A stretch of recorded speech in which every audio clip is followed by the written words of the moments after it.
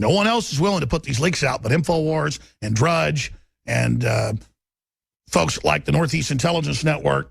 Now, he's going to be with us if he can 20 minutes into the next hour.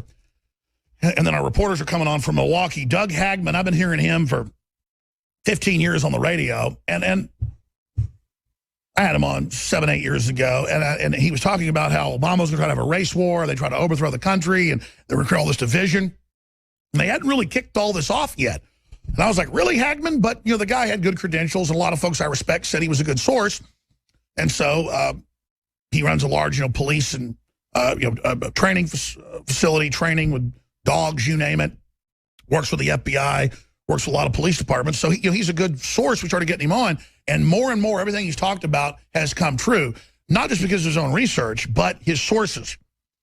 And we're going to go over the information we've gotten. Joe Biggs is going to be popping in later in the interview with more info he got from this conduit. I'll just leave it at that. And then I'm going to talk to him about how he thinks this whole plan is going. How's it going for Soros when we know that intelligence agencies, private corporations, and other groups are now hacking the Democratic Party, the entire Democratic Party, the entire Soros operation, the Clintons? It's all going to get data dumped. And I've been contacted now to confirm.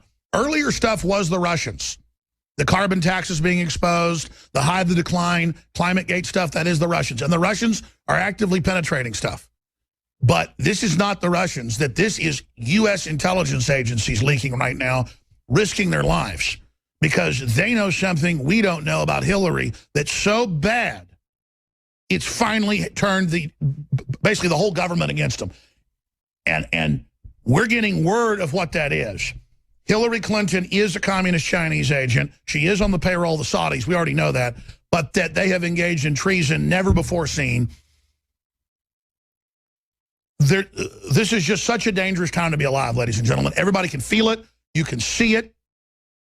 And the good news is there are so many leaks coming out from different angles in places they can't get everybody. They can shoot this DNC computer expert 4 times in the back who reportedly is the source to WikiLeaks.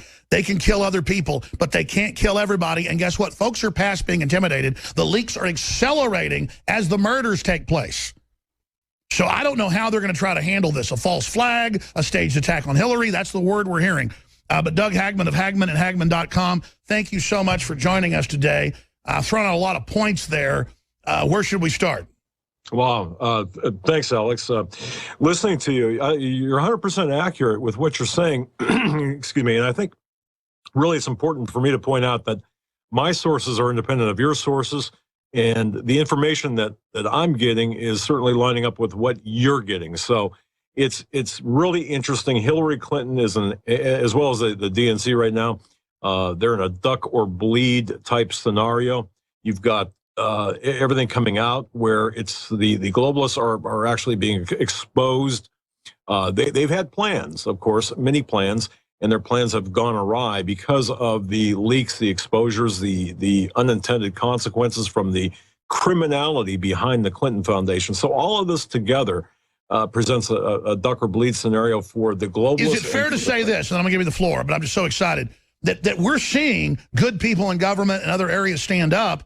We're actually seeing the good guys fight back, the good men and women stand up and take action. Because what I saw at the DNC was unbelievable. I mean, the police were like 80% awake, and were my listeners, and I'm just one guy, and the Secret Service was totally awake. It was incredible. That's got to scare the New World Order. That's got to let them know their plans are going to hell. Go ahead. Well, no, you're right. And I think there's a lot of acrimony right now. I just spoke a couple of days ago, well, over the weekend, with a source I've got within once removed from DHS and then one inside the FBI. There's a lot of acrimony within the FBI because of Bill Clinton's thrashing of the FBI over his wife Hillary and the Clinton Foundation. So that's amazing arrogance to say the FBI director's full of BS. Yeah, I mean, so what we're seeing here, I think, is this pushback by the good people within the FBI to declare their name and say, wait a minute, we didn't sign up for this, and we certainly didn't agree necessarily with the findings and letting off Hillary Clinton from pursuing criminal charges. So all of this combined right now has got them on a track of retreat. And part of their retreat, I think, we're going to see an October surprise. And this is the latest information I received. And that October surprise kind of lines up with what you're saying about the disposition of Hillary Diane Rodham, the witch Clinton, I call her. Perhaps we might not see her on the ticket in November. If not, where's she going to go? Well, perhaps because of her illness. This is being talked about by my sources and apparently by yours. So, these secret meetings with Soros and Tim Kaine, Soros and other globalists meeting behind closed doors, going to Plan B. Now, at the epicenter of this, and I'll say this and I'll be quiet, but at the epicenter of this... No, please. In fact, I'm going to skip this break, last one of the day. Go ahead. I truly believe what we're seeing here with the riots, with the orchestrated riots in Wisconsin and elsewhere by Black Lives Matter and by other groups, by communist groups. We're seeing at the epicenter of this the attempt to hide the criminality of the Clintons, as well as the attempt to hide or perhaps even cause a reason to explain away the economic disaster that's about to fall us. And we know, my source this past weekend, both of them said, think bigger than domestically. Look at the global situation and factor that into what you see taking place domestically. And we're seeing the pushback from the U.S. dollar in the petrodollar, that is. We're seeing that being put aside. We're seeing Turkey switching sides to go over with Russia. We're seeing ISIS now, an American CIA-funded cabal, ISIS, that is actually again, we are funding the wrong side of that, of course, and finding ourselves on the other side of Russia. We're seeing a dynamic switch of power in the Middle East, as well as the Silk Road caucus. So when you have Hillary and Obama have been purposely destroying American power. Yes. In Soros's own words, to bring in globalism, but instead all it's doing is discrediting globalism. Well, right, and I think that's the unintended consequence of what their policies have been. But again, I believe at the heart of this is the Keynesian economics, the destruction of the U.S. petrodollar, and the covering up of the calamity that will cause. And that's the riots, the racial division. And I spoke about this with all you. All we've got is the fiat dollar and the petrodollar. We lose that. I mean, our industry's gone, our farming's gone. No foreign army could do this to us. This is devastating. Yeah, I mean, this is better, more effective than a foreign invasion. But we're seeing the foreign invasion. And that's what Trump's saying. He's saying these economic policies amount to war. Right, and he's absolutely 100% correct. So, where are we at here? How do we put all this together? And again, we're under attack. George Soros is the head of it. He needs to be dealt with. There you go. We have to think bigger and look at the bigger picture, because at the very heart of this is the world economy, is the globalists, and of course, America is the speed bump between the new world order, shall we say, and even though it props it up. It's the schizophrenia of these people politically and economically and spiritually. Mr. Hagmann, let me ask you this question. I know there's people above Soros, but he's one of the top kingpins. Why is this guy so politically bulletproof? I mean, he is a supervillain. Oh, he's had decades and decades of practice at it. Plus, his contacts, his money buys power, and of course, he's got no money problems. So you're looking at this infrastructure, I believe, where he is at the epicenter of his epicenter by way of his billions of dollars. Oh, I agree. In fact, here's the key. It is hundreds of times bigger than Bernie Madoff's scam. He's got all the major world leaders tied into it. He's too corrupt to fail because he'll bring them all down with him. And that's why he's so hard to beat, because he's corrupted them. He's gotten so many people involved in corruption. He's been a Rothschild agent. He knows where all the bodies are buried. And so that's why he's such an arrogant sack of crap. Amen to that. Yeah, you're exactly right. And so the bottom line here with this, and I was watching your broadcast running up to my appearance, and I would urge everyone to listen to what you've got to say. Listen to your sources, because your sources are echoing mine. We have different sources. You've got it with the CIA and other agencies. I've got it, DHS and the FBI. So when you combine these sources we're seeing this, and you're right, this is a very dangerous time to be alive, but it's also an exciting time to be alive. However, we have to expect, I think, the unexpected. What people are not seeing. Let's talk about that. Exactly. What's their plan B curveball? Because they are floundering right now. Well, I think they need to retain their power at all costs. And how are they going to do that? If they can't do it through Hillary, Diane Rodham Clinton, then they've got to find some other way of doing it. But the other way of doing it would be to bring down the entire system, burn down the entire house, the global house, and then restructure it according to their Babylonian plans, if you will. So that's what I think they're looking at. They're looking at, if we can't win domestically, let's take down the entire house globally.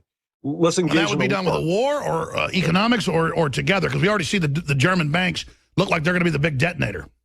Well, and I think at the center of this too is the economic factor, the fragility of the petrodollar, the fact that they want to take down the U.S. dollar, they want to kill the U.S. dollar. They've said that for years. We've attempted to expose that. That's Soros's admitted goal. Yeah, exactly. So, and when that happens, we are already losing much of our buying power, which is reflected by the racial and societal acrimony we're seeing here in the United States play out.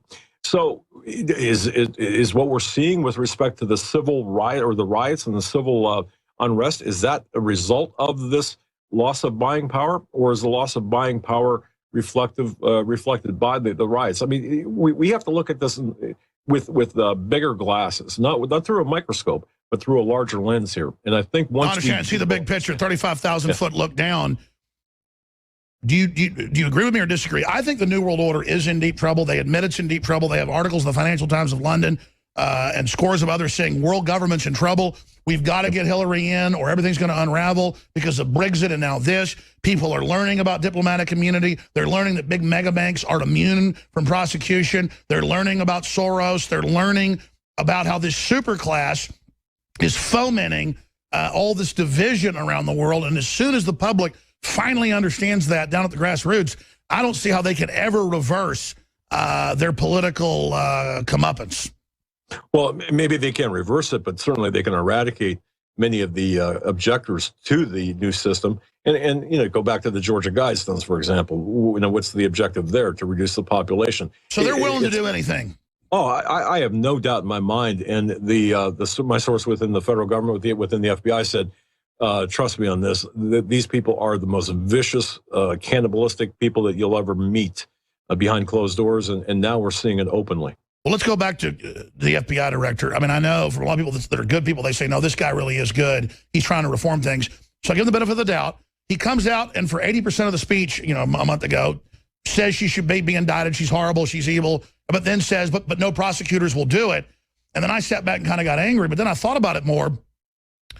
Clearly now there's a war going on between DHS, sectors of DHS and the Justice Department on top, run by Lynch. And clearly there's leaks coming out from the other agencies trying to expose what's happening. And so from your sources, who is the FBI director and what does he really stand for? And why did he back down when the word was he really was going to call for Hillary to be indicted? Well, just based on what I've been hearing, and these are from my sources within the FBI itself, Comey started out very good in terms of his intent, his desires. The investigation that he conducted was fair. Now, fair based on the parameters that they were given. So I'll give that caveat.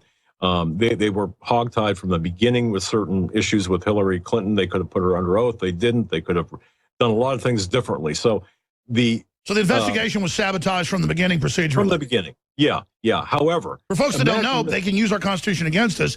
If they set it up where things aren't done right, you can't do it because it's been foiled. Right.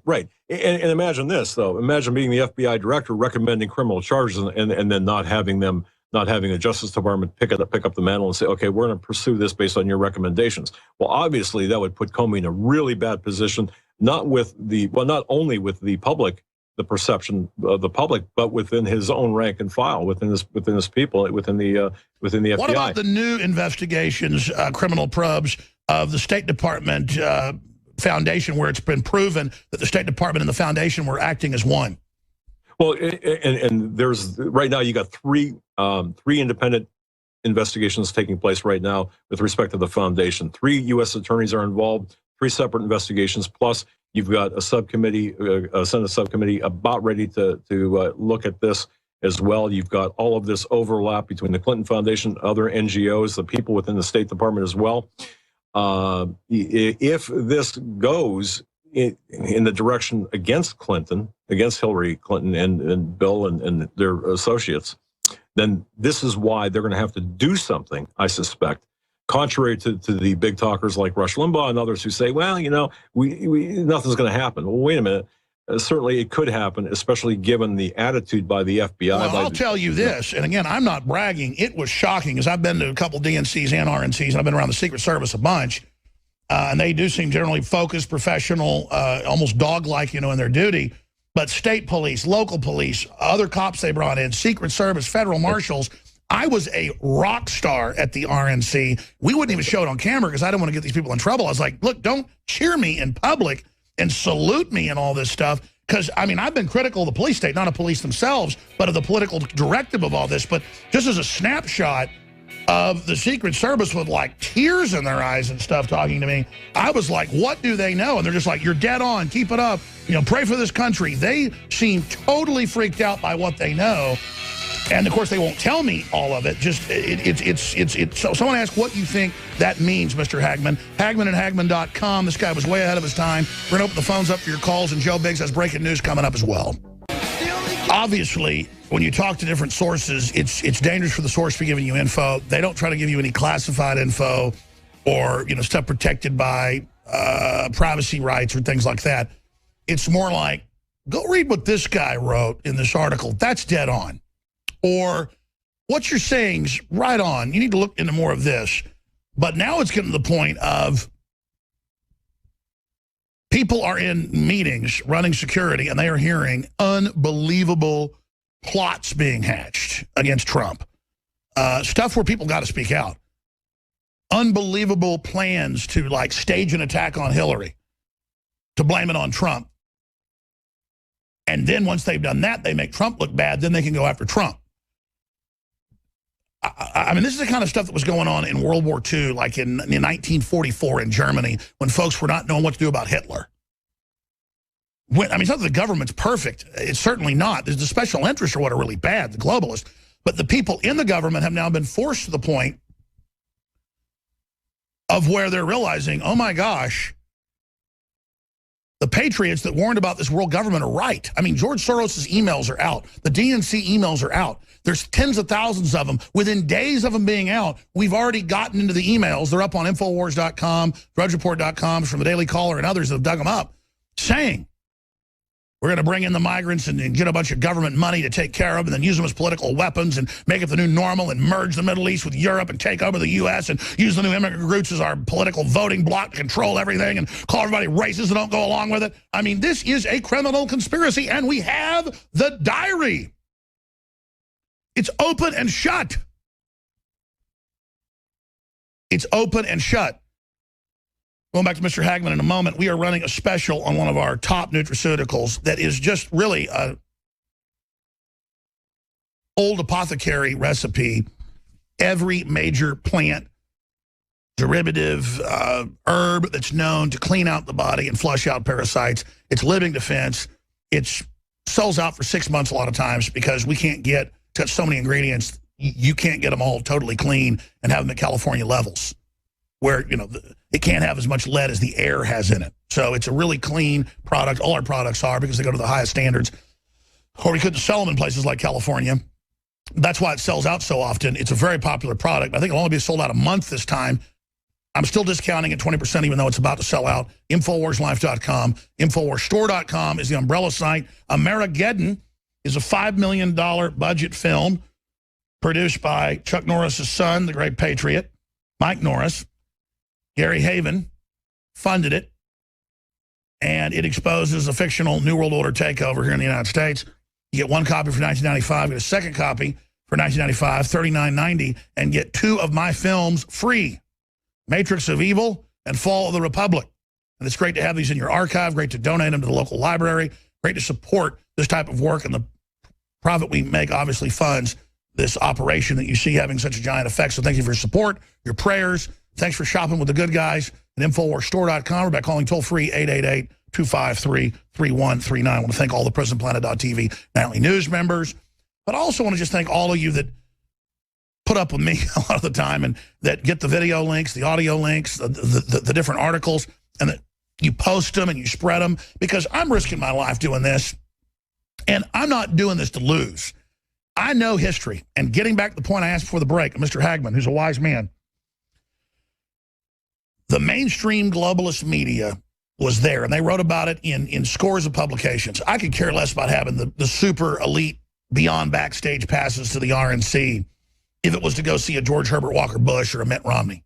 But the fact that the Trump people gave us passes that, I mean, literally maybe 100 people had, it was in Newsweek, you name it, Jones, the controversy had, like, the super level passes, the ace of spades. Oh my God, it portends how evil Trump is. Absolutely, it portends how horrible Trump is to you and your globalist agenda. And it shows how fast we can take this country back once people get it and once we have leadership. Because I'm here to tell you, they want us to have a war with the police because on average, the police are more awake than the general public. They want us to have a civil war with the military because they want to take out their enemies at the same time. Just like Hillary got caught in the emails, confirming what the Chicago police told us and others. They funded people dressed up like Bernie supporters to attack Trump supporters. That way you blame Trump for violence and Bernie, who looks good. It's elementary, my dear Watson. But we've caught them. We've caught them, and people understand this now, and it's really scaring them. It's really upsetting them, and it shows that they want to have a civil war in this country where you randomly shoot cops in the back of the head, some weird leftist communist civil war. It's not a communist takeover, but it's communism they use at the grassroots, just like Milwaukee. It was communists doing that. That's how the globalists intend to rob us, is playing us off against each other. Instead, the feds went in 30 years ago and funded militias because they knew it was a constitutional movement. I'm going to get Hagmann's take on this.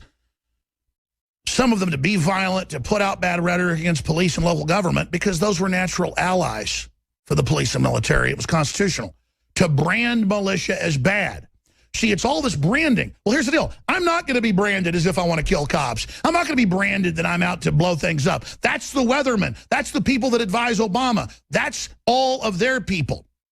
That's, the guy pledging his book to Lucifer, Rules for Radicals, all the rest of this garbage. These people mean business, folks. They have a plan. We know their plan.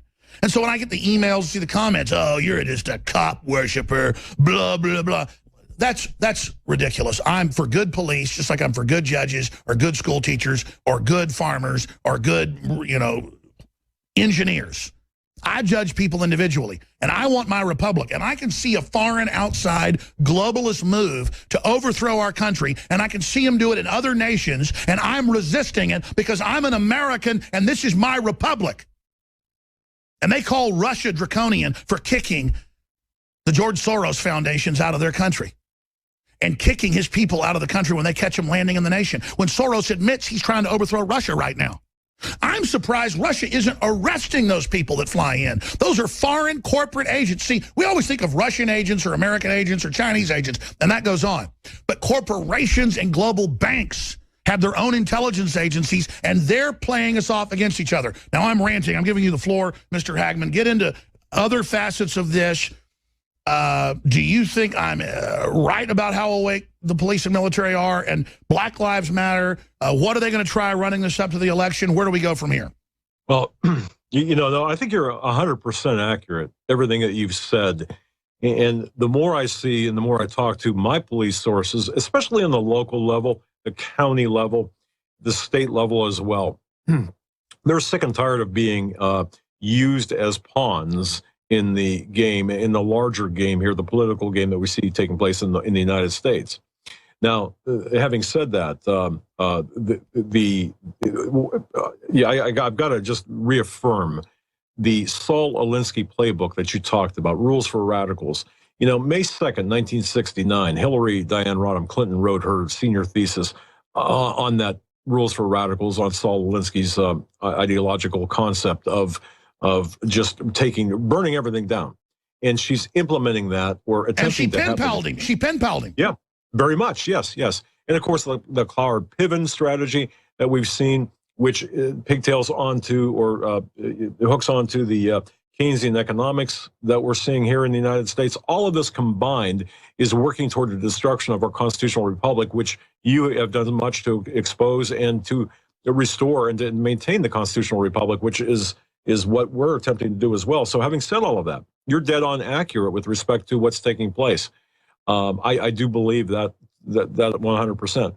Now, where we're at right now, I do believe, is a situation where they are going to pull something, and this is based on my the weight of my sources as well. They're going to do something ahead of the elections in November to ensure, at least in their mind, to ensure their plans for world domination and domination of the West, and specifically the United States, goes forward. Whether that means sacrificing Hillary, as much as that sounds incredible, if they've got to move Hillary out of the way a tad, knowing that she'll never go to jail for any of this, but certainly might be taken out of the game, they may do that if they or whatever the case might be. But what we're seeing here is political theater to cover the actions of the globalists here in the United States. So you're 100% accurate, and yes, I will say the police, and I love what you said, because I get a lot of email as well saying, I'm a police officer in Fredericks or Maryland or whatever. Give my best to Alex when you talk to him tomorrow. So, we get a lot of these as well. So the rank and file of the police want to do the right thing. They're being federalized at the top. They understand what's going on, but the majority of the people who are actually on the streets having guns pointed at them are in fact supporters of yours and ours, and the supporters of the people that just the average person. So, and they see that everyone's being played one against the other. They're seeing this artificially created, orchestrated racial tension. This racial tension would not exist without Obama, Clinton, the globalists, and the communist influence, as you stated earlier. What else is on the radar? Well, the economic, again, the petrodollar is really a big thing. That's what Russia did, and the agreement with Iran, and now Turkey switching sides from NATO to Russia, more of a Russia-China alliance, snubbing the U.S. out of this, using anything but the U.S. dollar. That really has put us on the ropes. And the situation in Syria, the situation in Crimea, Ukraine, all of this combined these are all global chess moves by the globalists. But again, now everything that happens here in the United States, in particular the elections, who's going to be the next U.S. president, of course, we have to look at all of this. We have to look at the elections, I should say, against that backdrop, against the backdrop of what's taking place globally, because everything is on a global level, and what happens on a local, state, and federal level, of course, is a microcosm of the globalist agenda. Doug Hagmann of HagmannandHagmann.com. Looking at this, and I want to have Joe Biggs pop in here with some breaking news. He's in Milwaukee right now covering the situation up there. We see these times historically when all these major political realignments happen, where all these wars happen, where sides start flipping sides. Most historians agree with us that we're at the most critical juncture in history, and that we see similar things that happened before World War I and World War II. And that the world is hurtling towards major economic collapse and warfare. And then meanwhile, we have Soros and others trying to stir up collapses all over the place to consolidate control. Do you think these people are crazy enough to go ahead with this plan, even though it looks like they're not in a good position? Sure. I have no doubt in my mind. These people, as you had said, you had described the information you got received from your sources, where there's security. These people are openly talking about their criminality, their criminal plans, the cabals of lawlessness. I mean, look at the lawlessness that we're seeing today here in this country, where you can't get a conviction or even interest in opening an investigation when there's evidence. And I'm Look convinced, at Hillary. It's just everywhere. Yeah, I mean, that's why they're so arrogant, because they know they have the Justice Department. Right. But they don't want to lose that, and they can see losing that. They They can see the writing on the wall. That's why they're pitching the polls. They're saying, oh well, Donald Trump is behind, and he's they're going to do whatever they can to negate. So this is all or nothing on both sides. I mean, this is it. To me, based on everything I've heard, Alex, this is for all the marbles, as I like to say. This is the final throes for this domination. And people say, well, that's kind of, oh man, don't say that because that's causing fear. No, I mean, I think it's just reality. I think that now is the hinge moment. When the Secret Service are out in the middle of the cameras and the lights and everywhere, shaking my hand and stuff, I mean, they've never been like that. You know that they don't care anymore. That's right. And, of course, I'm told that across agencies, people are ready for them to steal the election. They're ready for the globalists to make their next move. And the military and police are just ready now. I think that the establishment's really miscalculated. I think it's moved to the point people don't care anymore. And they took everybody's restraint for weakness, Doug. Yeah, and that's right. Our silence for apathy, our tolerance for acceptance. I think that they're seeing now that they've miscalculated, perhaps. And another area of concern that I have, I'm just going to toss this out there too. And you wrote about this on your website, Infowars.com, is the ISIS presence in Mexico. Well, according to my sources, the importation of ISIS elements into the United States has been going at full speed for the last 3 years. And by the way, let's cover that now because I'm getting Joe Biggs on about our source and more information on Hillary's health from the Secret Service.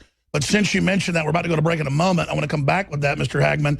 Biggs went down there off the Judicial Watch memos and confirmed the mosque, confirmed the Islamists is going on. The FBI said no one even dares go in that area. It's the most dangerous area in Mexico. The movie Sicaria is basically about that area, where there's firefights and tracers every night. The FBI met with Biggs on record at the airport and said, thank you for information, and then basically debriefed him and said, yes, we know this is going on. It's very credible, but we're basically not allowed to talk about it. So let's bring Joe Biggs in to briefly talk about that from Milwaukee. He's on the phone right now. He'll be joining us on video later. Joe Biggs. Or there he is via video now. Go ahead, Joe. Joe Biggs here with Infowars.com. We're actually standing right across from where the BP station that was burnt down, much like what we saw in Ferguson, Missouri after those riots. Over to my right, we have a whole bunch of people trying to bring joy to the area. A lot of people are coming out trying to raise money, help out the community, get a lot of these kids off the street and involved in something else. But I heard you mentioning about the jihadi camp in Mexico. Yeah, that's something we started covering over a year ago. We had these reports from Judicial Watch that said that there was possibly an ISIS base operating in the Anapra area. Now, that is just south of El Paso, Texas. You cross over into Ciudad Juarez, and then you head west about 10 miles into a town called Anapra. And it's mostly run by cartels. And we initially came out with our reports. We were saying that there's a good possibility that cartels could be helping out these ISIS jihadis and smuggling them across the board because they're very familiar with that area. And people mocked us and said that, no, there's no way that cartels would help out. And now we have ISIS guys who've been captured here in the U.S. who have actually come out and said, yes, they have brothers down there in Mexico that are waiting, and they're using the cartels to smuggle these guys in, and they're waiting to carry out attacks in Arizona and in Texas. And the question is, why is the Border Patrol being ordered to stand down? Why wouldn't they at least stop ISIS-type people? It just seems like a total disregard and just don't care, just like the diseases coming across. Why not test them and treat people for TB and then let them in? Why just let them come in with TB? Joe Biggs, we'll answer that later. I want to come back with you and Mr. Hagmann and get into more intel you got last night from our pipeline to the Secret Service on Hillary's health. We'll be back. I'm Alex Jones. Infowars.com and PrisonPlanet.com are our main sites. Stay with us. But the good news is the word is spreading to really dizzying levels now. I would call this the Great Awakening right now. Now, we still face incredible challenges, and this is our darkest hour. But through this storm, I can see the sun ahead. Mr. Hagmann will be with us 20 minutes, 30 minutes the next hour. We're going to open the phones up. Then my reporters are going to pop back in from Milwaukee after that. But Biggs, notice we broke the big leak news on Sunday with the Secret Service. And of course, people know we've got a lot of big leaks over the years. We've broken thousands of big stories, hundreds of #1 stories. We're in the top 100 of news websites in the world. Drudge is #1. We reach 28 million people a week. The media knows it's real. Or they would have tried to debunk it. Total silence on that bombshell, Joe Biggs?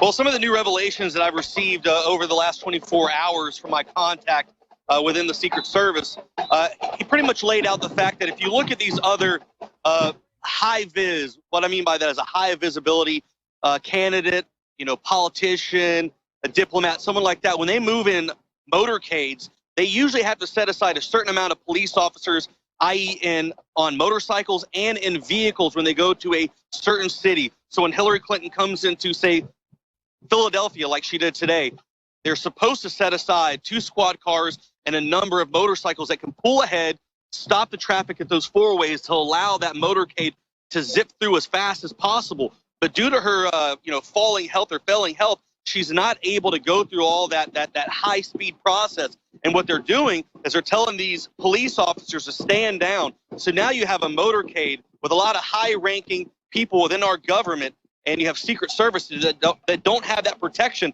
And now they have to stop at each red light, which is putting lives in danger in case someone wants to attack her or commit some kind of crime against her.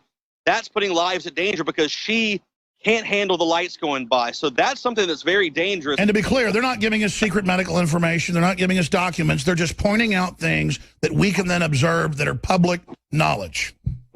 Yeah, so I also have a guy that's going to be in Philadelphia today, and then there's going to be another rally coming up in Cleveland, I believe, where I'm going to have some guys that are going to try to catch her motorcade and get that footage to show us how there's a stand down of the police to help get those people to and from there. Also show the handicap ramps that lower down from the bottom of the vehicle. Yeah, exactly.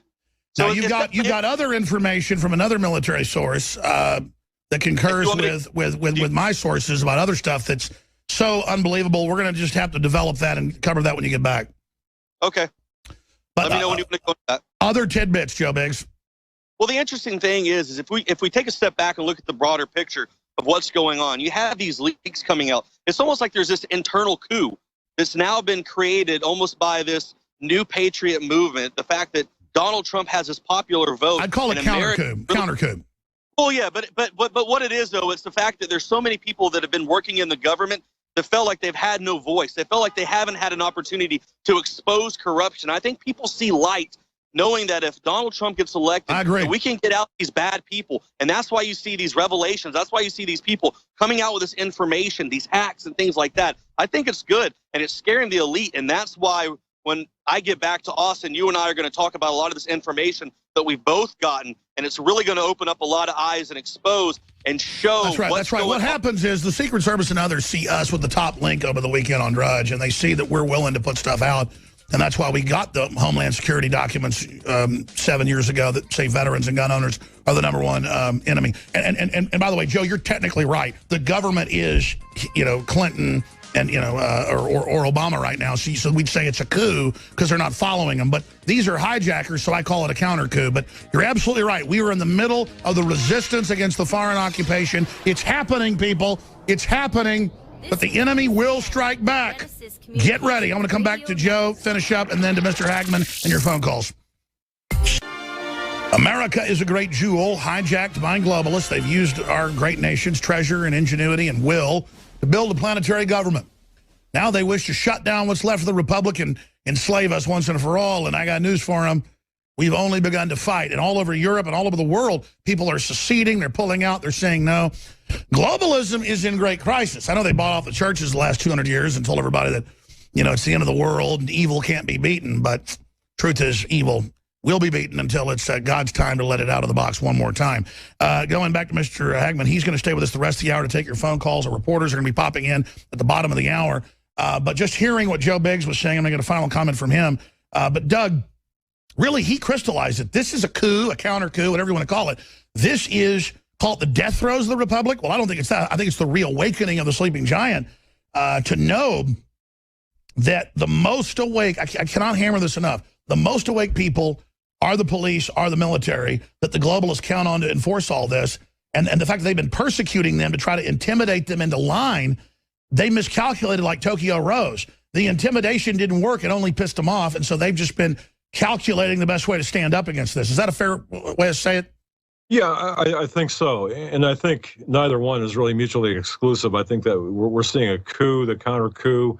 And perhaps some of this, to some extent, Alex, maybe it was, there was a plan, much like Cloward Piven, perhaps, to overwhelm the system.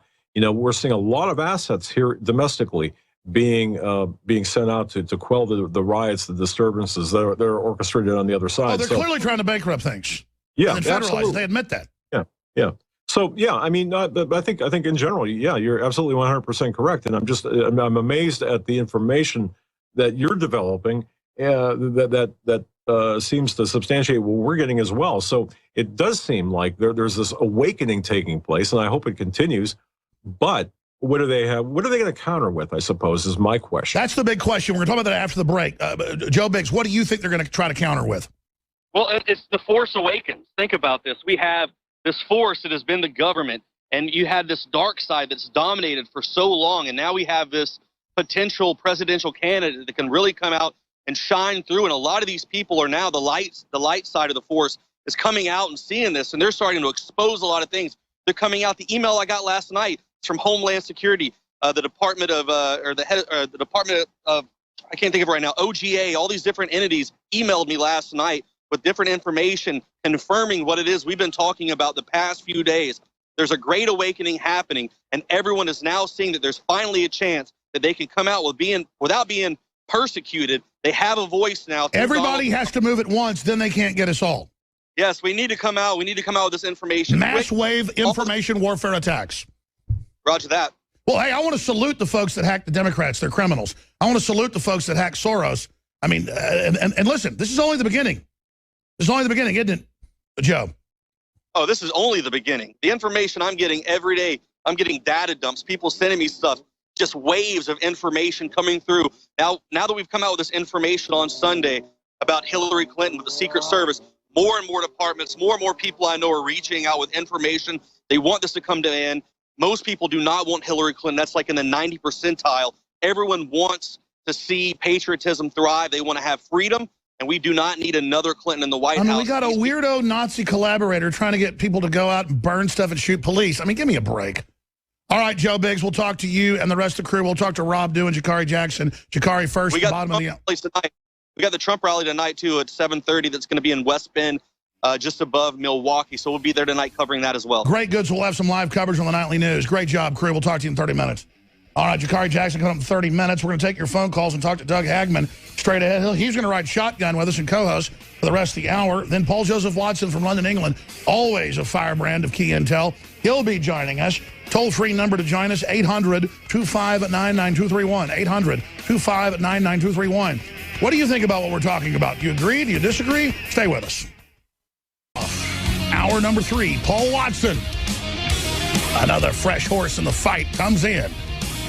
At the start of the next hour from London, England, we have the founder of the Northeast Intelligence Network, co-host of Hagmann and Hagmann, Doug Hagmann, our guest, a guy who, I mean, his sources, back before any of this even started, he laid out the whole battle plan from his FBI and DHS sources. And I've just got to tell you that I don't lionize our government, our federal government, and the things it does. I think the DEA has been caught doing horribly unconstitutional things, so have other agencies. But this is our country. We have a bunch of multinational globalists in the middle of it trying to bring it down. So we can reform stuff later. We can fight with each other later as Americans. We're not going to have a bunch of foreign globalist weirdos like George Soros in here playing us off against each other like we're a bunch of idiots. I think that's the message we got to put out here. And the people that don't get that, even some libertarians and conservatives that see the excesses of government and police and see police as the representation of government,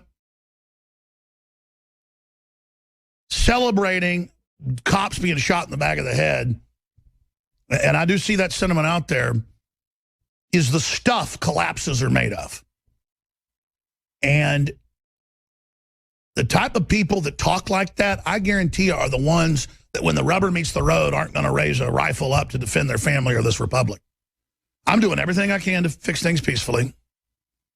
I'm doing everything I can so people know who the real enemies are in this country, so they don't kick off a civil war and then we all kill each other and do the globalist job for them. I'm going to explain this one more time and go back to our guests and the calls. The microcosm of the confirmed emails that Hillary, and when we got this from sources, I was like, she's that bold? And then it turned out to be true. They had buses coming in, paid for by Move On and other groups, that's Soros, with Bernie Sanders shirts on, given a lunch and like $50, depending on which city it was.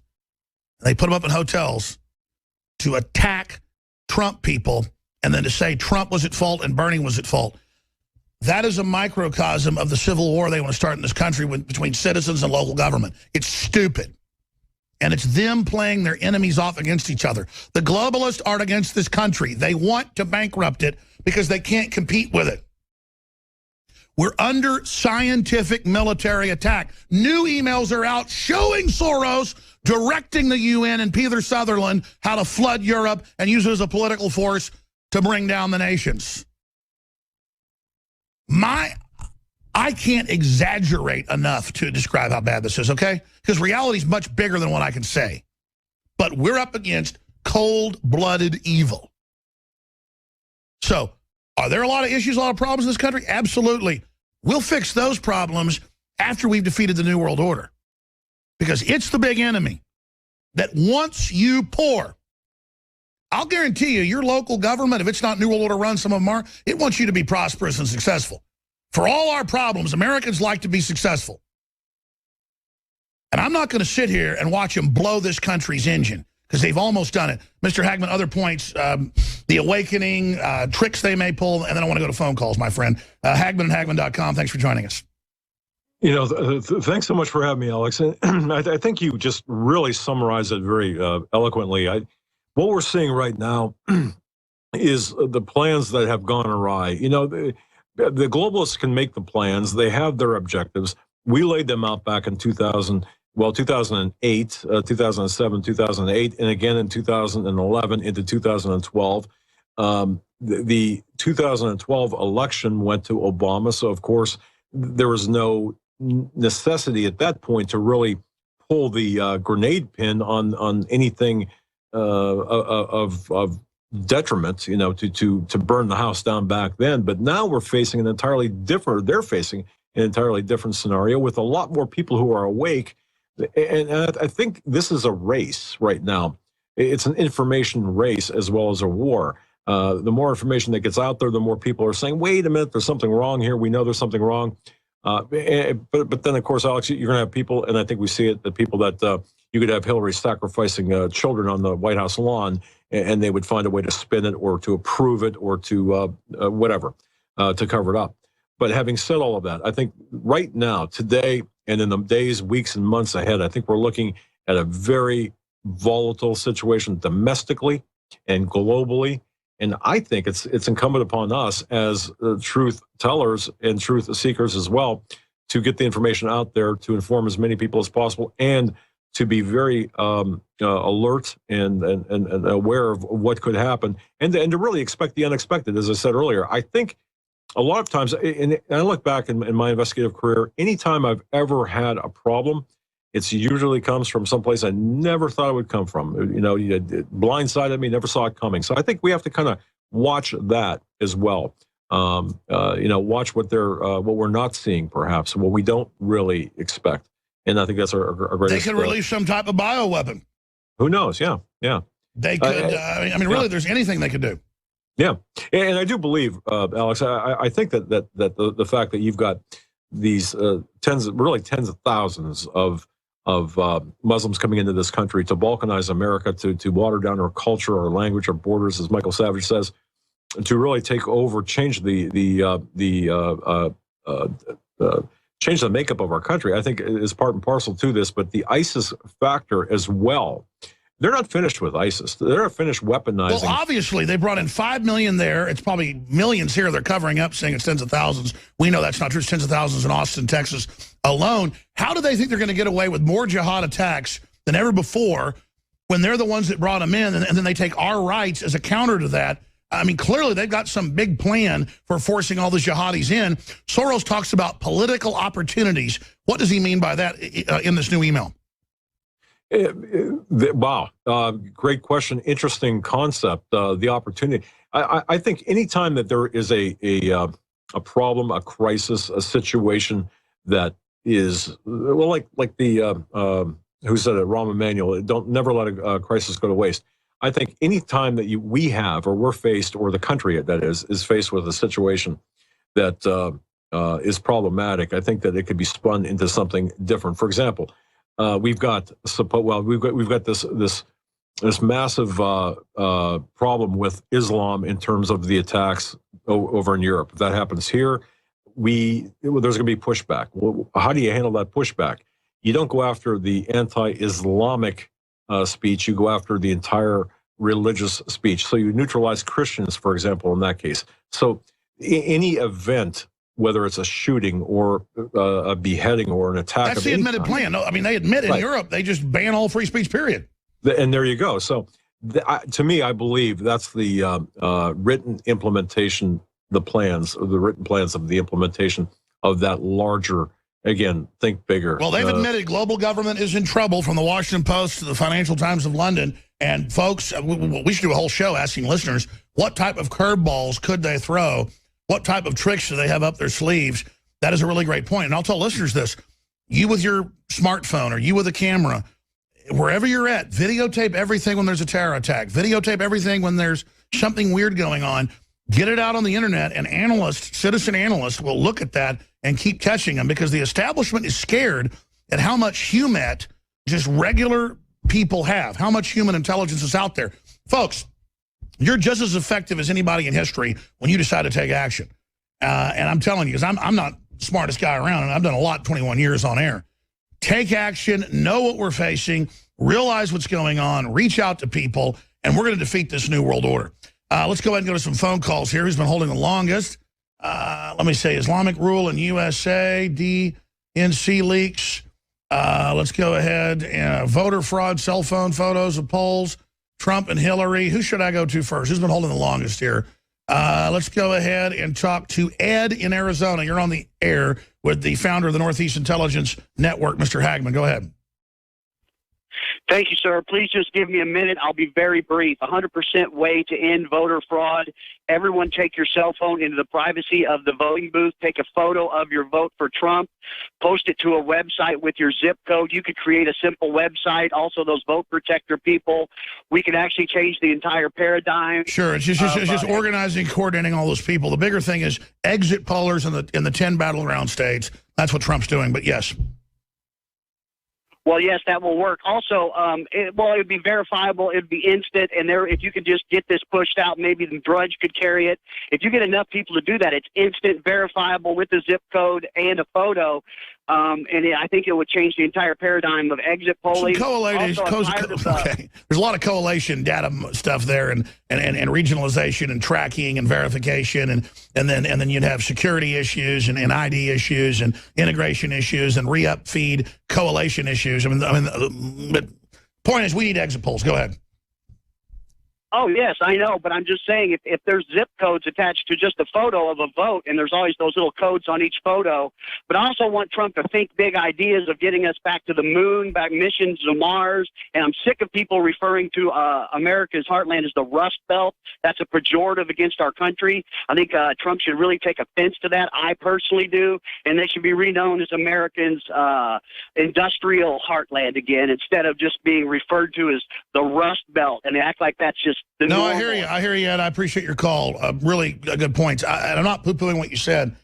It's just actually trying to organize that, and then everybody takes a photo and sends it to a site with a zip code. Then how do you visually scan that and then collate all those? I mean, that, Mr. Hagmann?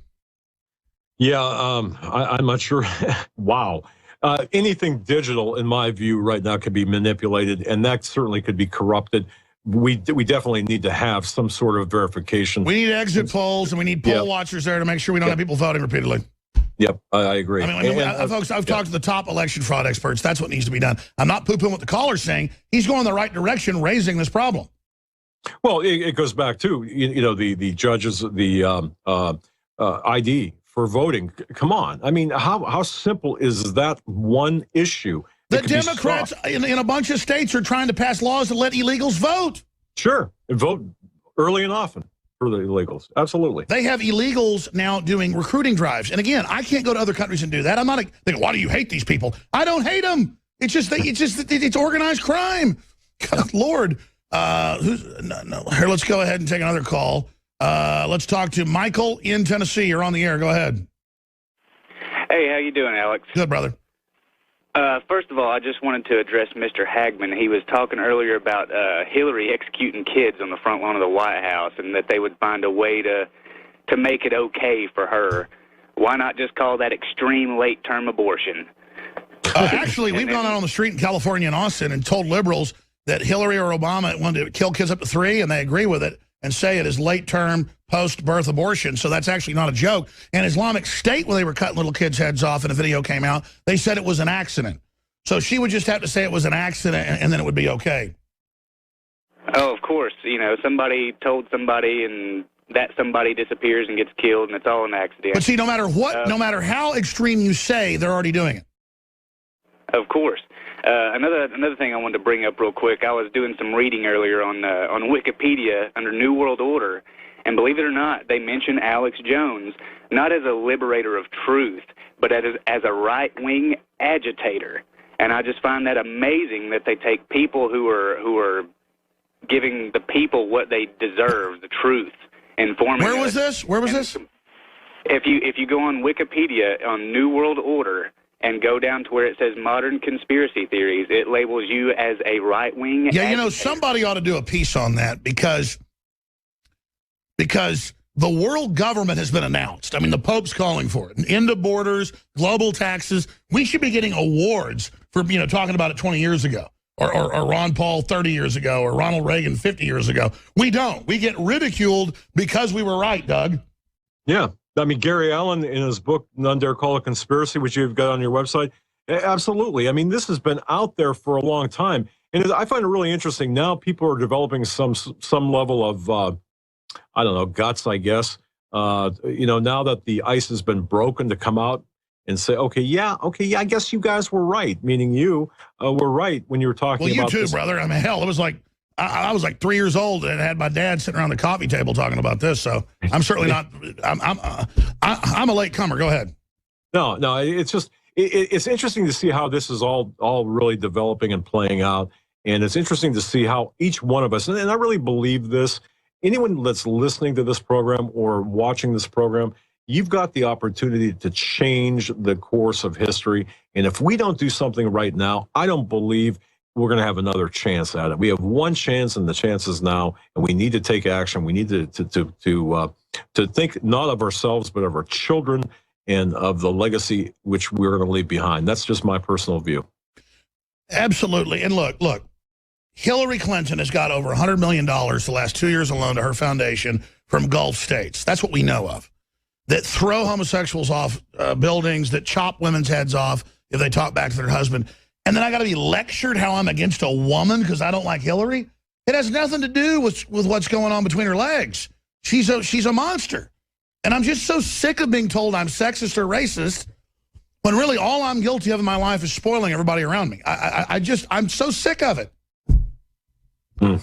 Exactly. You know, and I think we're going to see ties too, now that you mentioned this, and we're going to see, as these emails become even more prolific, exposed, you're going to see ties where the Saudis, really, Hillary Clinton has been on the payroll of the Saudis. She abused her position at the State Department, as you write and point out. She has all of her aides, Huma Abedin, Cheryl Mills. You're going to see all this lawlessness, but being paid for by foreign entities that include, but are not limited to, Saudi Arabia. Totally illegal if you or I did it. Right. Oh, yeah. Exactly. We'd be in a we prison. Should be. Yeah. And you know, that's what's crazy. I mean, not getting into the cops' mind, but let's look at their position for a while. And I know they're the front of the state, kind of the problem. We let the state become this, but I'm out there going to a Black Lives Matter communist event. Cops had just been shot days before.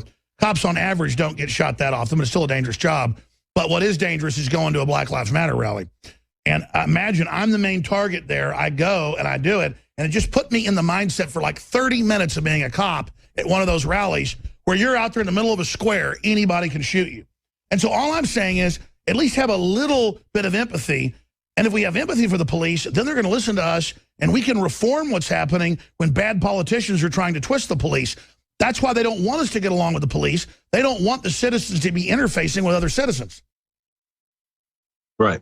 And you know, you're going to have bad apples in every group and every demographic. There are plenty of dirty cops. Yeah, but what you're saying, and again, I'm right there with you on this. We have to look at how we are all of us are being gamed by these globalists. How they're mapping and managing the human domain. Where have we heard that before?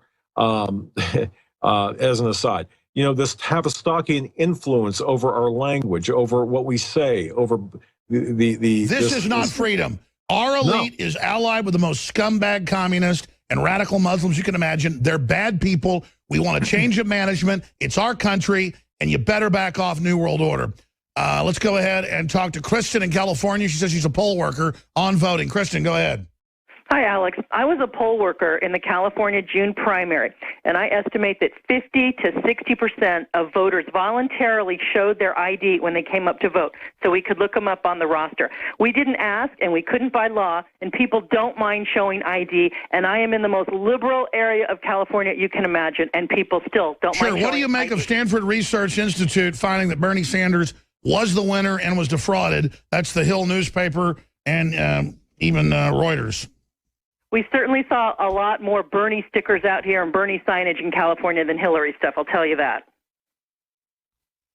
Wow. Other points you'd like to make as a poll worker? I think it's important for people to go out there and volunteer. It's a long day, but it's worth it, and you get to see who comes in, you get to watch your neighbors, and you get to watch the poll workers, too, and also the poll watchers. A lot of liberal groups send in their people and demand to see their roster every hour we update, and they, get real snarky about it, but we need to have conservative, good people in there doing that work, too. Good public service. It certainly is. Well, I've been a poll watcher myself. I've been an exit poller. I haven't done it in probably 18 years, but I'm going to do it again this year. We're going to be here covering it live, and I intend to go out myself. I'm going to pick a precinct, and Texas is key because it's probably. But they're even saying Texas is going to go Hillary, Georgia, Utah. Who believes any of this? I mean, these polls are completely backwards. I think California is even in play for Trump, or do you think otherwise? What are you seeing, Kristen?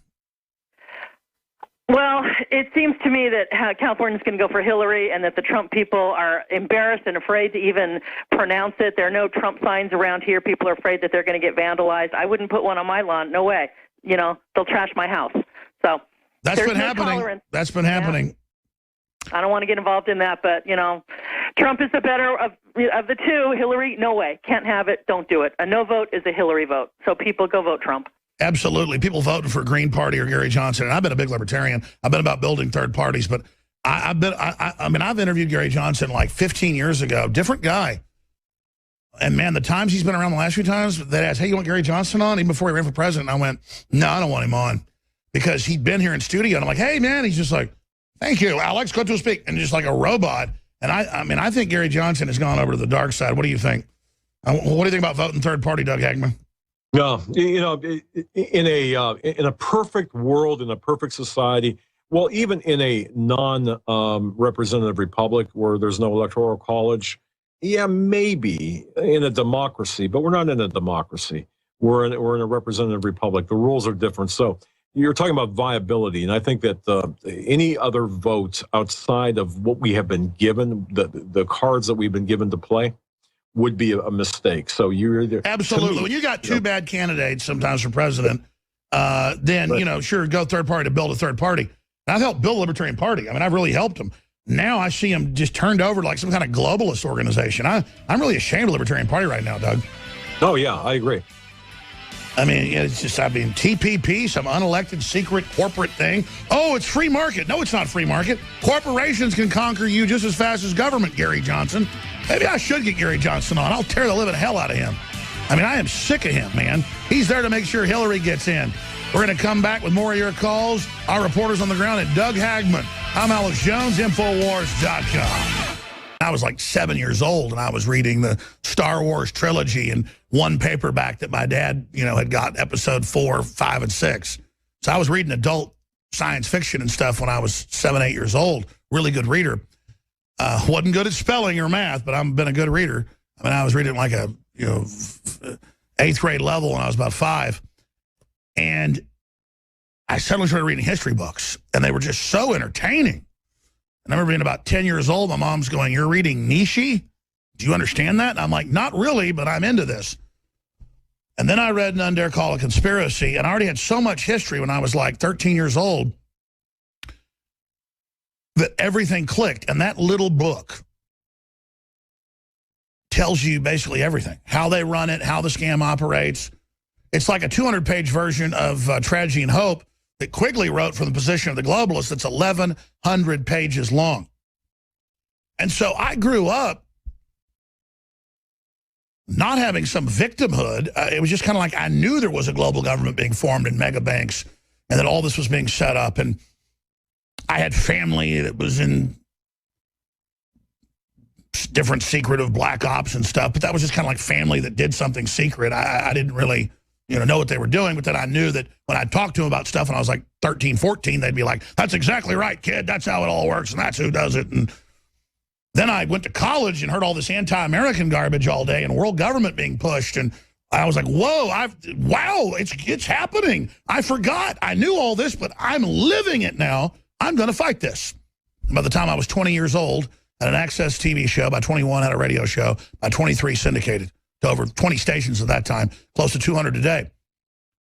And what I want to say to new listeners or people or folks that make jokes at MSNBC, you can sit there and choose sides, but at least be conscious about it. Don't lie to yourselves and say you're not signing on to an evil corporate world government, because that's what this is.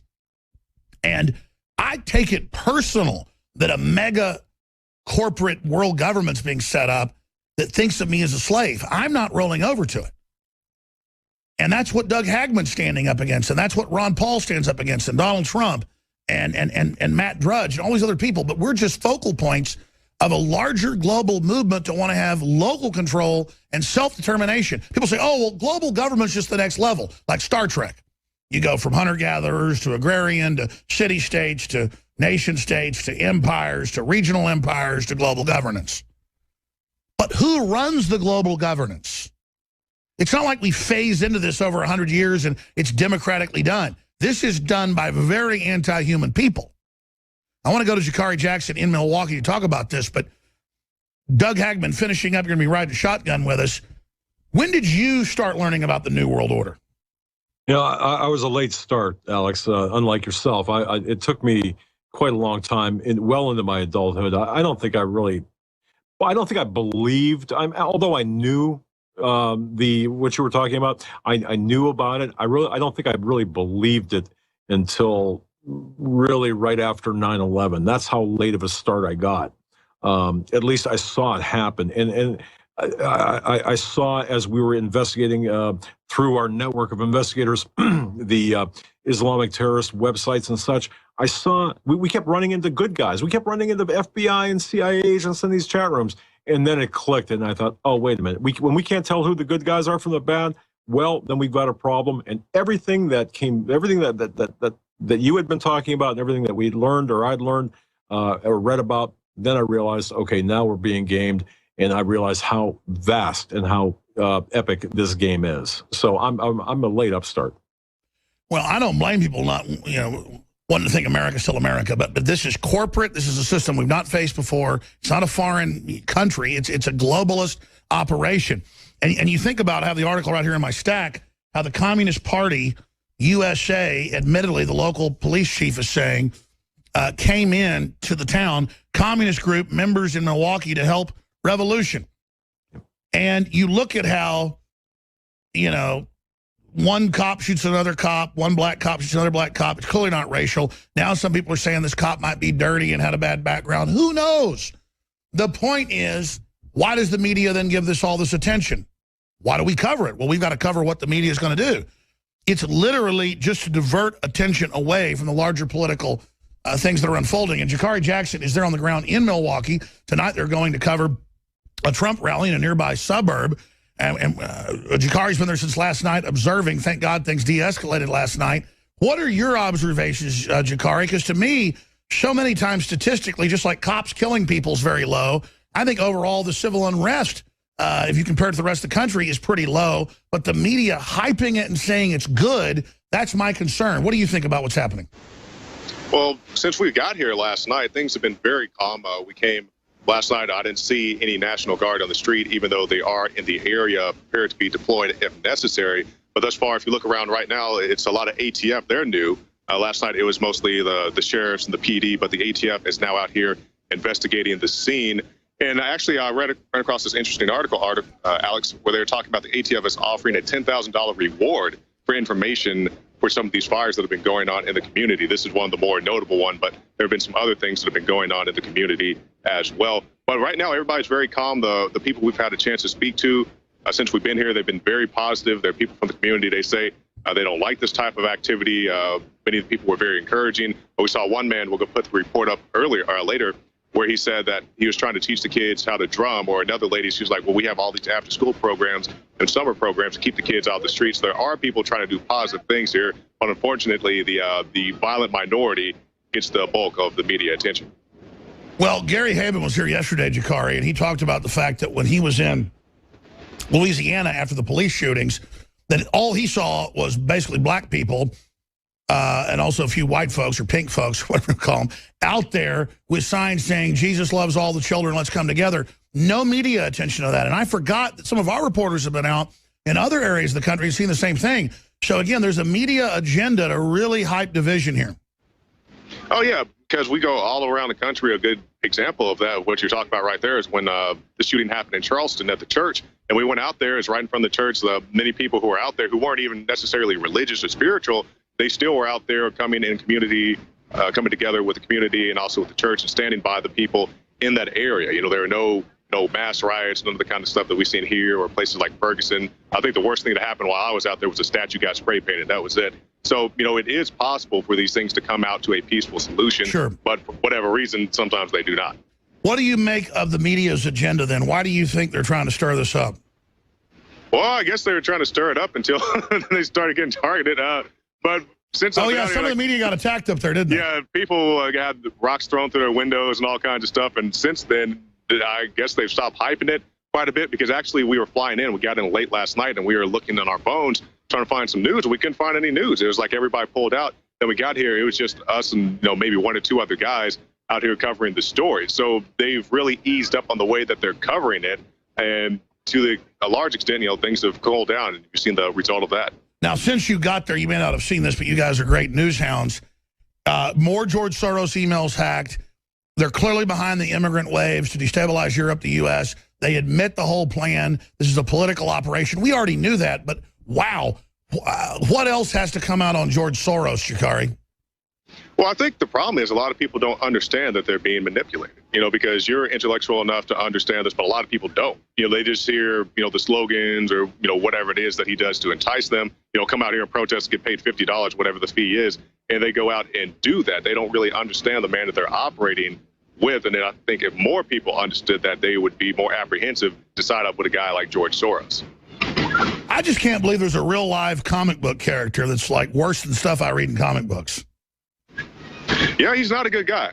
That's what I was thinking. If people understood who this guy is, because they may have various issues in the community with, this group or that group, but if they understood who that individual was, I think a lot of this stuff would cease very quickly. And of course, you got the agitators, you got the communists who come down to various communities, try to stir stuff up, and they're always going to do that. But they wouldn't have as many people following them if they understood what exactly the agenda was. Sure. I've studied Joseph McCarthy pretty in depth. I mean, I'm not a super expert, but I probably read, let's not exaggerate, 10 books or more about him, from enemies and supporters. I've looked at the congressional record. The Soviets in the last 20 years, as that empire declined, have declassified a lot. Turns out he was right. A lot of elite foundations and things in the U.S. and England and Europe, France, were funding the communists. So there was that back and forth deal. They were kind of using Russia to go invade countries that they couldn't convince Europe or America to do. So as soon as McCarthy figured that out, that's when they shut him down. When he wanted a police state to basically harass communists on the ground, the government was okay with that.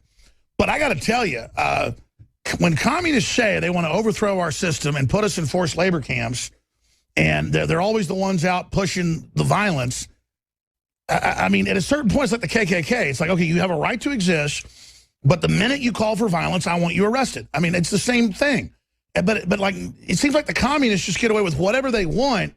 And at a certain point, how long do we put up with like heirs still walking around, not in prison, Jakari? I mean, when is a group a foreign agitating organization? I mean, Russia has banned Soros inside their country. I can find no fault with that. Do we just let these groups do anything? Is there any point at which these groups are no longer operating under the law, Jakari?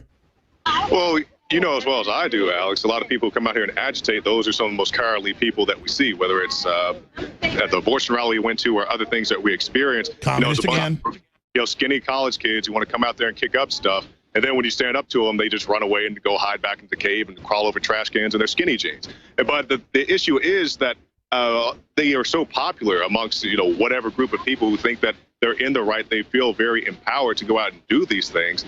And that's what the issue is. If they understood how ridiculous they are, and I think a lot of them will look back at those videos, 10, 20 years from now and be quite embarrassed. But for the time being, they think that's the thing to do. And it's almost a social problem that they think that this is the way to help the country by burning it down. I agree with you. But I don't care if it's a right-wing group or a Klan group or a Hispanic group or a black group or a communist group or a whatever group. When you start, let me ask Hagmann this and come back to Jakari. Doug, you've trained thousands of police officers, FBI, with your intelligence network group. I mean, obviously, there's a point where it's fired, and I'm all for speech, for free speech, 100%. But when you start organizing, if I organize, which I don't want to because it's not effective, I don't want to do it. If I started organizing the type of things I see communists doing or BLM doing or the George Soros white kids getting off the buses saying bang, bang, oink, oink, dead cops, deck the halls with dead cops. When you're there at an event calling for dead police, you're not in free speech. You're organizing an event. If police were running around chanting, let's kill citizens, I'd say arrest their ass. I mean, there's a certain point where the left is allowed to do things nobody else is. And again, I'm not mad like, I want to organize violence. Why can't I? I don't want to organize it. But I watch them doing things that is calls to action, organizing violence. They have a name for it. It's racketeering, isn't it? Well, of course. I mean, on a federal level, you've got the crimes code, the state level too, and the local level. You're seeing this being violated, flagrantly violated by these groups. Whereas if you and I did this, we wouldn't even get off the ground. We wouldn't even get out of the planning stage. If I called for this stuff in 1 hour, the police would be here. Right, exactly. So and this is, I mean, certainly this is how we see and how we can identify the infiltrated. And we can see the Justice Department is protecting it. Of course. Right. So, I mean, this seditious activity that violates the federal, state, local laws that can be stopped isn't stopped. And I guess that you get the word. It is sedition. Traitors, sedition, whatever. Absolutely, because you're talking about overthrowing the government. You're talking about the mass, murdering of innocent people. You're talking about conspiracy, the actual act of conspiracy with others to engage in seditious acts. So all of this, I mean, this is pretty clear. It's pretty basic. What we're seeing. We're facing foreign multinational billionaires engaging in fomenting seditious rebellion and overthrow of our country, just like Soros has done in dozens of countries. I cannot believe he's allowed to operate. Jakari Jackson, I keep going back to Soros, and he's emblematic. He's only one of these kingpins. Carlos Slim, with all of his weird corruption and all the corporate welfare he gets, richest man in the world, runs Mexico. He owns the New York Times. He's pushing gun control here in America. People go, "Whoa, are you against him because he's a Mexican?" He's not even a Mexican. He's Lebanese. I'm not against Lebanese either. The point is he's a parasite. He wants my guns. And what is he doing in my country being the #2 financer of gun control after Michael Bloomberg? I'm fundamentally pissed, Jakari. Well, absolutely. People don't like this. I think we see more and more people waking up to this. Actually, a video that we're going to post here in a little bit. Well, actually, I don't know if we said this on camera. We were talking to a lady a little bit ago, and she may have said this after we got off camera, but she was saying that you guys need to be prepared. She's like, "What are you guys doing to get prepared?" And Big said, "We got food, we got bullets, and we got water." And then she gave us a high five. And it's just a normal lady here in the community. She doesn't, she's not an extremist or anything else, but she understands that you need to have a means to defend yourself and also a means to provide for yourself.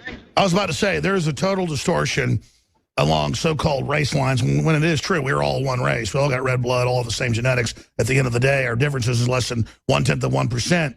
It's all cosmetic in the spectrum of humanity. But when you look at this, the average person just wants freedom and just wants to have a future. And that's what's so sad, and what makes me so angry is that our enemies play us off against each other because it's the only way they can win, Jakari. Yeah, that's what they do, divide and conquer. That's their best strategy. If they understand that people unify, and they understand that people can put aside these petty issues like they did in places like Charleston, they won't have these big riots. And notice they shut the media down once it showed whites, blacks, Hispanics all hugging at prayer vigils and coming together. As soon as that happened, they just shut that coverage down. They said, well, that's not what we came here to see. Like you said, they don't want to see the people, thousands of people across the bridge out there in Charleston hugging, singing songs and all that. And I think if more of those things could happen and get the good publicity, then a lot of these things would stop. Absolutely, Jakari. Well, thank you. We're going to come back and do one segment with Rob Dew, with Mr. Hagmann as well. So we're going to get the news director's take on what he's been witnessing and more straight ahead. I have not plugged this out. I want to take some phone calls here with a little bit of the next hour with our guest, Hagmann at Hagmann.com. Check out his own radio and TV show. It's excellent. Just amazing information. Very humble man, Doug Hagmann. Smart guy, a lot of great sources.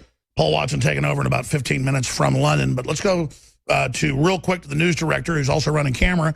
Rob Dew, what is your takeaway from what you're seeing happening there in Milwaukee? The Trump event coming up tonight. We're going to have live coverage during the nightly news, 7 o'clock Central. Rob Dew. Well, Alex, I just want to make a point here of what you were talking about earlier, how the media wants to see death and destruction and exploit that. Jakari, turn the camera over here. You got 3 mainstream media cameras, and they're all pointed at the burnt-out building. Now, we did shoot some footage of that earlier, but all of them are pointed over there. We're over here. Our backdrop is people having picnics, getting along, coming out here, trying to make... Rob Dew, this is a first. How delicious is that toothpick in your mouth right now? The toothpick? I'm not even mad. I just love how laid back you are with the toothpick in your mouth. Go ahead. I don't have a toothpick in my mouth, but that's all right. You do have a toothpick. I see it. Well, if you want to make a point of it, I'll get real up close. This is sunburn from my gosh, I apologize. It was a distortion. I'm not mad at you. I love the fact you got a toothpick. I think I'm going to start broadcasting with a toothpick. Sorry. Big. Yeah, I've been dealing with it all day, or for the last 3 days. I apologize. I was not bitching at you. I thought it was funny. No, I just wanted to show it wasn't. Hey, I look like Bob's big boy. Hey, does it not look like a toothpick at a distance? What I'm trying to do is hide it. Like this. It's okay. It looks tasty, actually. Is that caramel flavored? You got people out here, Alex, selling water. You got a group out here drumming, trying to raise money for their group to go out and perform. This guy's one-man army is trying to take kids off the street, teach them a skill. You know, he was a high school drummer. He's like, I'm going to take kids off the street. I love this. So all these people that want to help and stop this are coming to bring joy. Exactly. And so maybe it takes an event like this to wake people up and break people out of their trance. Sometimes you need events like this. But I just think it's very interesting how the mainstream media is all focused on the building being torn down and, you know, not talking to the regular people out here. It's just my observation. From the people we met last night to today, all of them had a biblical message to add to what they were saying. And I think that's pretty important, that we have to start looking at God and his message and what's in the Bible to find guidance and direction in these things, because people are running around without guidance and direction. And this is what you get when you don't have guidance and direction. And a lot of people are saying it's the adult's responsibility to take control of the kids to make sure, you know, they're not sitting. I like what Sheriff Clark said about all this. You know, we can deal with the police later, but how about dealing with the ghetto problem? Because, you know, that's an issue, and the poverty's getting worse for everybody. It's a very sad situation. Well, you're going to be there tonight. Tell folks where this is taking place with Trump. Yeah, it's going to be at West Bend. I don't have the exact address in front of me, but we're going to be there. We're actually going to leave here in about 15 minutes and head up that way. We got some videos to upload, some stuff to put together.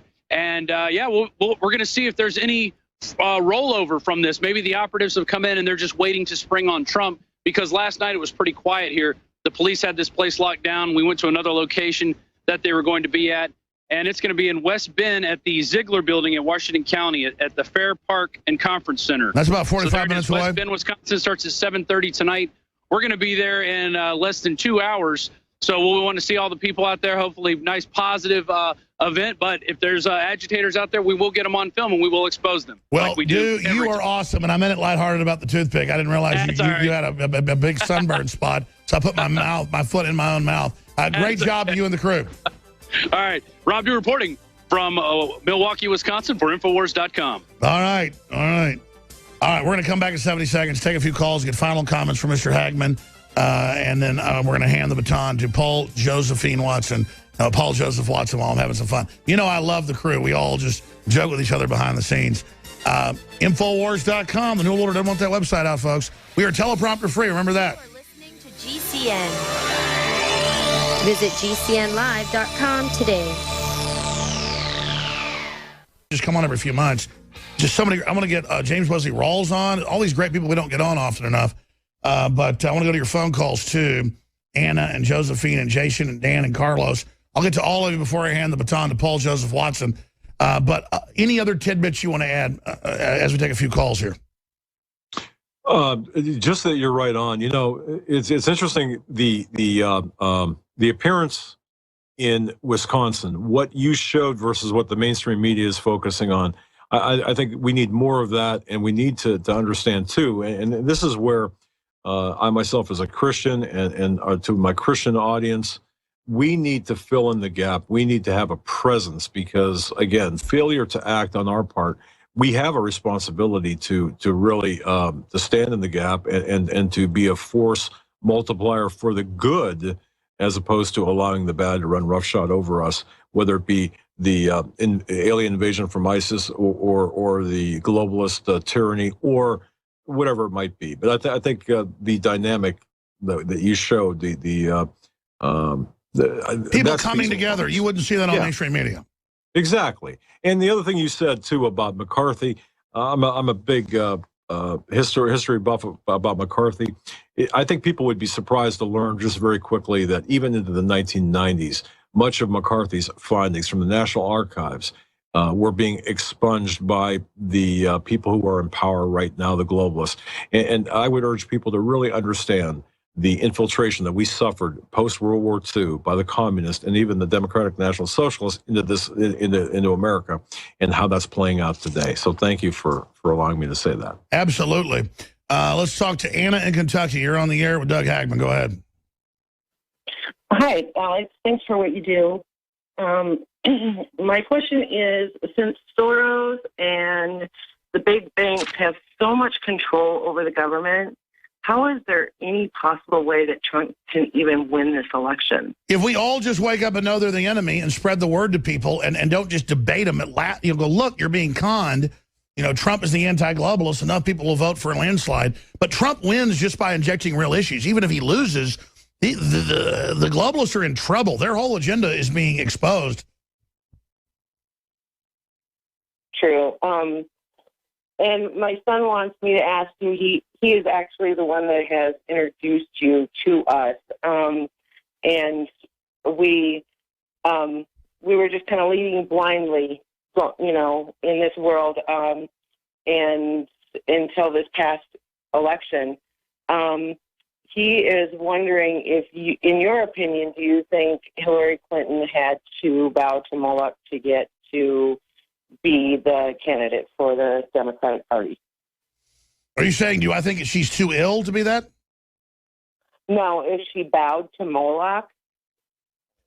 Well, I mean, I don't think there's any doubt that Hillary Clinton is into the occult. I've read books about it, seen photos. I mean, I've covered what she does, and most of these elites, and I didn't believe this 20 years ago. I got into this and just did research. Most of them are into the occult. They're obsessed with the occult, and there's no doubt Hillary Clinton is an extremely wicked woman. God bless you, and God bless your son, Anna. In your own research, Doug, I never asked you this question. Have you run into the occult when researching the globalists? Oh, yeah, absolutely, Alex. And you're right on the money with this. People won't believe it. I didn't believe it, but absolutely that there is a level, well, the Luciferian elite. And if anyone has any doubt, Rules for Radicals dedicated to Lucifer, come on. That's Hillary's Bible is dedicated to Lucifer. Right. So I mean, it's everywhere. Right. Yeah, absolutely. And pretty soon when it's Lucifer this, Lucifer that, you're like ignoring it. It's just all around you. Absolutely. Yep. All right. Well, Doug, thank you so much. I'd love to come on your program anytime, you and your whole team. No, I know you're a busy guy and you've invited me before and haven't, but I'd love to come on. Your work is so important. Thank you so much for all you do. God bless you, Alex. Thanks for having me on. Really appreciate it. No, we appreciate you have a lot of courage, my friend. All right, we're going to come back and hand the baton to Paul Watson after a few calls. I'm Alex Jones. This is the Info War, humanity's desperate attempt to